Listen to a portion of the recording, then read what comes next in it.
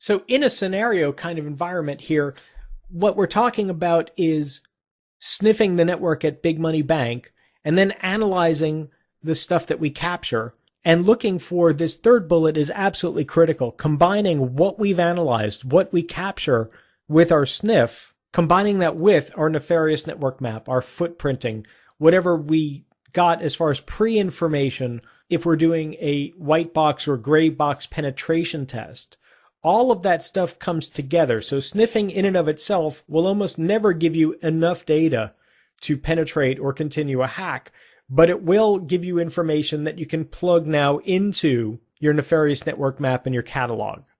And I'm going to show you how that works now.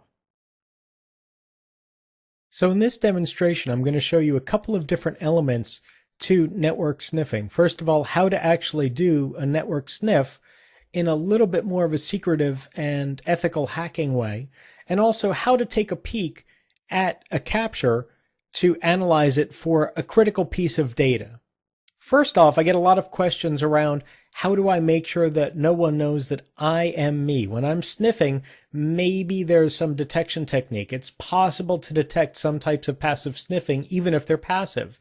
So what I typically do is I actually change the MAC address that I'm assigned on this host. That way, because it's very easy to spoof an IP address, but it's a little bit harder to change a MAC. And I get questions about that.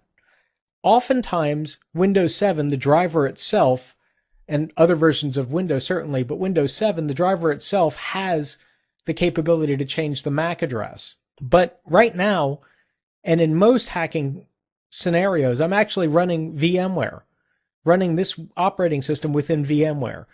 And in VMware, it's amazingly simple to change the MAC address. In fact, all I do is come over here to the advanced button under networking, and I can change the MAC address to anything I want, whether it's a different manufacturer or similar manufacturer. Pro tip for you is to look for who they are using, the target is using as a manufacturer, and use a MAC within that same first 6-octet prefix or first 3-octet prefix. So, for example, if the target is using a lot of Cisco hardware, ensure that the prefix for the MAC address is a Cisco prefix. If they're using a lot of Intel gear, ensure that you mimic that by using the same prefix and then a unique suffix. That will help avoid detection by kind of looking like you belong there, kind of blending into the background. Using a MAC address prefix that doesn't belong there is certainly going to be a potential for raising flags. So once you've changed the MAC address, all you do in Wireshark to start capturing is click the interface button and it's going to start a capture. And unfortunately, the captures can be really, really slow. They can be really, really fast. It just depends on where you are, what kind of traffic you're seeing, whether you're conducting an active attack or not. So for sake of simplicity and for speeding up the video, I've actually gone ahead and gotten a pre-configured capture here that I'd like to bring up and show you exactly the cool information that you can get in a pre-configured or in a capture. So this example is downloadable from the Wireshark website, and it's an example of a number of different things going on a network. There's a lot of traffic, lots and lots of traffic going on here. What we're most interested in is completing our nefarious network map, finding out some interesting information about what's going on the network, and starting to identify the targets, starting to narrow down the targets that we're looking for.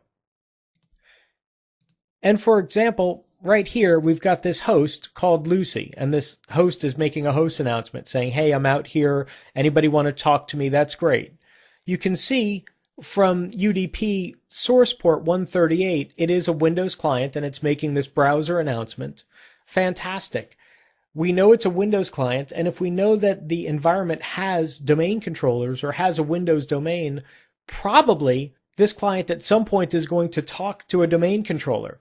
So I actually want to set it up such that I can watch domain controller traffic and identify the domain controller, who it is, because perhaps I wasn't able to map that in my nefarious network map yet.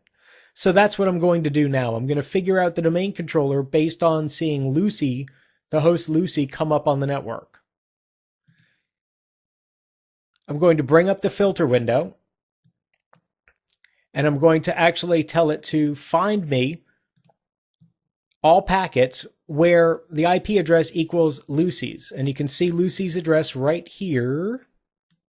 If I move this window out of the way, 192.168.10.129 in the source from Lucy. So all IP address equal 192.168.10.129. And that's what I'm going to see when I apply this filter. So I see Lucy's traffic. I see what Lucy is doing. She's actually resolving some DNS queries here in these frames. Then she's actually looking around for an LDAP server. Well, if she's looking for an LDAP server in a Windows environment, you probably already know that she's looking for a domain controller. That's great. We want her to find a domain controller because we want her to tell us which systems are the domain controllers. And then we've got this success response here, and she's also asking for network time. And we know that in Windows, the only systems that she's going to ask for network time are going to be Windows domain controllers. So we actually know from all of this traffic that this target here, 192.168.10.101, is almost certainly a domain controller because she's talking LDAP to it, and she's also talking NDP or NTP rather to it. So we know that we can start then sniffing traffic that goes to and from 10.101, and we're going to find a domain controller. Or we can mount a denial of service attack against 10.101 because we know it's a domain controller, and attacking that might be beneficial to kicking people off the network.